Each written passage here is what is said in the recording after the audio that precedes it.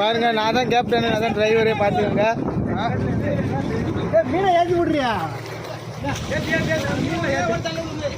அப்படி எடுக்குமா மீன் வெளியே? அந்த மீனை பார்க்காதீங்க. அந்த மீனை பார்க்காதீங்க. வரோட அணைங்க. இதுல போடு, இதுல போடு. இதோட அணை.